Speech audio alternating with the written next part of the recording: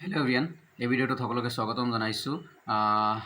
Director of higher এডুকেশ্যনে ইতিমধ্যে সমৰ্থ পৰ্টেলৰ যিটো টাইম লাইন ইতিমধ্যে পাব্লিছ কৰিছে। এয়া হ'ল টাইম লাইন সমৰ্থ পৰ্টেলৰ। যিবোৰ ষ্টুডেণ্টে ইউ জি এডমিশ্যনৰ কাৰণে মানে ডিগ্ৰীৰ কাৰণে এডমিশ্যন ল'বা, ইউ জি এডমিশ্যন 2026-27 সিহঁতৰ কাৰণে টাইম লাইন ইতিমধ্যে পাব্লিছ কৰিছে ডাইৰেক্টৰ অফ হায়াৰ এডুকেশ্যনে পাব্লিছ কৰি দিছে।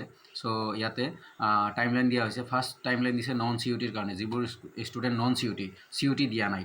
অ'কে, সেইবোৰৰ কাৰণে 11 April commencement of the applicant registration in Samarth portal. কিছুমানে অলৰেডি সমৰ্থ পৰ্টেলত ৰেজিষ্ট্ৰেশ্যন কৰি চায় আৰু ইয়াতে 11 এপ্ৰিলৰ পৰা অলৰেডি ষ্টাৰ্ট হৈ গৈছে। সেইটোৱে কথা কৈছে 11 এপ্ৰিল 2026 অলৰেডি তোমালোকৰ যিটো সমৰ্থ পৰ্টেলত তোমালোকে ৰেজিষ্ট্ৰেশ্যন কৰিছা, ডেট অফ বাৰ্থ দিছা, পাছৱৰ্ড বনাইছা, সেইবোৰ ইতিমধ্যে হৈ গৈছে বা তোমালোকে কৰি আছা। যিবোৰ ষ্টুডেণ্টে কৰিছা অ'কে, যিসকলে কৰা নাই কৰি ল'বা। অ'কে, অহা 12 নেক্সট 12 to 22 মানে 12 তাৰিখৰ পৰা 22 মে'লৈকে ইতিমধ্যে ৰেজিষ্ট্ৰেশ্যন হৈ গৈছে বা ৰেজিষ্ট্ৰেশ্যন হৈ আছে। বাট 12 তাৰিখৰ পৰা 22 তাৰিখলৈকে 22 মে'লৈকে registration 2026 registration and programme selection by applicant. মানে তোমালোকে প্ৰগ্ৰেম ছিলেকশ্যন কৰিব লাগিব। BSc ল'বা নে BCom ল'বা নে BBA ল'বা নে কি ল'বা মানে BA ল'বা নে কি প্ৰগ্ৰাম ল'বা, সেইটো তোমালোকে ছিলেকশ্যন কৰিব লাগিব। তাৰপিছত BA কি ল'বা প্ৰগ্ৰেম ল'বা, সেইটোৰ তোমালোকে ছিলেকশ্যন কৰিব লাগিব। আৰু তাতেও স্ক্ৰুটিনিটি হৈ থাকিব। মানে তাৰপিছত কলেজ চুজ কৰিবা। মেক্সিমাম 5খন কলেজ ছিলেকশ্যন কৰিব পাৰি চাগে। ত' কলেজ ছিলেকশ্যন কৰিবা। তাৰপিছত তোমালোকৰ স্ক্ৰুটিনিটি হ'ব। কাৰেকশ্যন উইথড্ৰ 23, 24, 25 মানে 3 দিন দিয়া হৈছে ইয়াতে। Correction withdraw for student. যদি কিবা কাৰেকশ্যন কৰিব লাগে তোমালোকে কাৰেকশ্যন কৰিব পাৰিবা। ছাপ'জ তুমি BA কিবা প্ৰগ্ৰাম লৈছা, সেইটো তুমি নোলোৱা বা কিবা কাৰেকশ্যন কৰিব লগা আছে বা তোমাৰ কলেজ চুজ কৰিব লগা কিবা ভুল হৈছে, দেন তুমি কাৰেকশ্যন কৰিব পাৰিবা।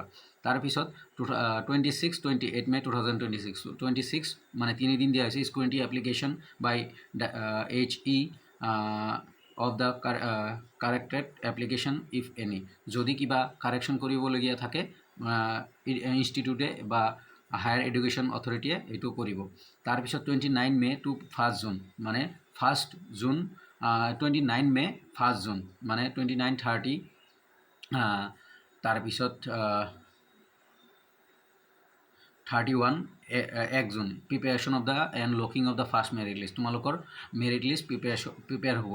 আৰু মানে প্ৰিপেয়াৰ কৰিব মানে কি, পাৰ্চেণ্টেজ ৱাইজ চেক কৰিব। 29ৰ পৰা 1 জুনলৈকে পাৰ্চেণ্টেজ ৱাইজ চেক কৰিব। আৰু তোমালোকৰ ডিপাৰ্টমেণ্ট ৱাইজ বা তোমালোকৰ এডমিশ্যন প্ৰচেছখিনি হায়াৰ এডুকেশ্যন অথৰিটিয়ে ইনষ্টিটিউশ্যনে কৰিব। অ'কে, তাৰপিছত 2 জুন 2026 2 জুন তাৰিখে publication of the first merit list. 2 June তাৰিখে মেৰিট লিষ্ট পাব্লিছ হ'ব। তোমালোকৰ ফাৰ্ষ্ট মেৰিট লিষ্ট, যিসকল ষ্টুডেণ্টে ৰেজিষ্ট্ৰেশ্যন কৰিছা, প্ৰগ্ৰাম ছিলেকশ্যন কৰিছা, তাৰপিছত কলেজ ছিলেকশ্যন কৰিছা, ফাৰ্ষ্ট মেৰিট লিষ্ট ছিলেকশ্যন হ'ব। তাৰপিছত 4 পৰা 6 জুনলৈকে admission of the applicant of first merit list. যিবোৰ ষ্টুডেণ্টৰ ফাৰ্ষ্ট মেৰিট লিষ্টত নাম আহিব, সেইবোৰ ষ্টুডেণ্টৰ কি হ'ব, 4, 5, 6 3 দিন এডমিশ্যন হ'ব। অ'কে, 4 to 6 মানে 4 আৰু 5। ইয়াতে ভাবিব নালাগে 4 আৰু 6 তাৰিখ নহয়, 4 আৰু 5 তাৰিখ, 4, 5, 6 মানে 3 দিনে হ'ব। তাৰপিছত 8 জুন তাৰিখে হ'ব second merit list, preparation of the locking of the second merit list. 8 June তাৰিখে হ'ব আৰু সেইটো পাব্লিছ কৰিব। 9 জুন তাৰিখে ছেকেণ্ড মেৰিট লিষ্ট পাব্লিছ কৰিব। তাৰপিছত 10 to 12 June admission of the applicant of the second merit list. যিবোৰ ষ্টুডেণ্টৰ ছেকেণ্ড মেৰিট লিষ্টত নাম আহিব, সেইবোৰে 10 আৰু 12 তাৰিখৰ পৰা 12 তাৰিখলৈকে এডমিশ্যন কৰিব। আৰু 15 জুন স্পট এডমিশ্যন। ছাপ'জ কিছুমানে এনেকুৱা যে কম পাৰ্চেণ্টেজ কাৰণে কোনো লিষ্টতে নাম অহা নাই, দেন সেইটো এডমিশ্যন হ'ব বা স্পট এডমিশ্যনত যায়।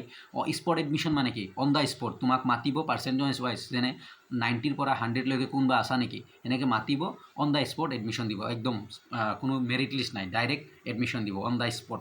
বা 50ৰ পৰা 60লৈকে কোনোবা আছা নেকি, সেনেকৈ এডমিশ্যন দিব অন দ্য স্পট। ইয়াৰ কাৰণে কোনো মেৰিট লিষ্ট নালাগে। যিসকলৰ মেৰিট লিষ্টত নাম নাহে, দেন তোমালোকে কৰিবা। ছাপ'জ ফাৰ্ষ্ট মেৰিট লিষ্টত নাম আহিছিলে, দেন ছেকেণ্ড মেৰিট লিষ্টত তুমি এডমিশ্যন লোৱা নাই, কিবা কাৰণত ৰৈ আছে তোমাৰ, দেন তুমি স্পট এডমিশ্যনত যাব পাৰা। তোমাৰ ভাল পাৰ্চেণ্ট অভিয়াছলি তোমাৰ আগত হৈ যাব।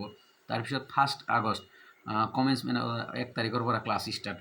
এতিয়া আহিছোঁ CUT ষ্টুডেণ্টৰ কাৰণে, যিবোৰ ষ্টুডেণ্টে মেক্সিমাম CBSE হোৱা তোমালোকে CUT দিয়া, চ' সেইবোৰৰ কাৰণে 5 to 13 July registration and programme selection of the applicant and the simultaneous security. তোমালোকে ৰেজিষ্ট্ৰেশ্যন কৰিব লাগিব 5 জুলাইৰ পৰা 13 জুলাইলৈকে ৰেজিষ্ট্ৰেশ্যন কৰিবা।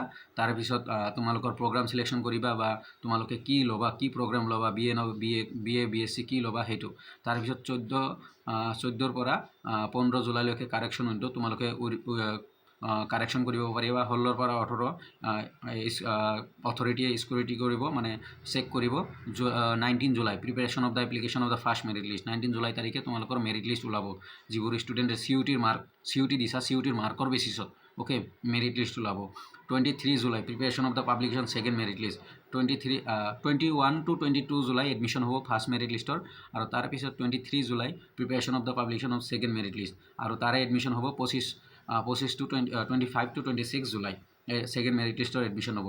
28 July spot admission CUT for CUT student. যিবোৰ ষ্টুডেণ্ট CUT দিছা, ছাপ'জ কিবা কাৰণত এডমিশ্যন লোৱা নাই ক'তো, তো স্পট এডমিশ্যনত যোনখন কলেজত ল'ব মন তাতে যাব পাৰা, যদি চুজ কৰিছা সেইখন কলেজ।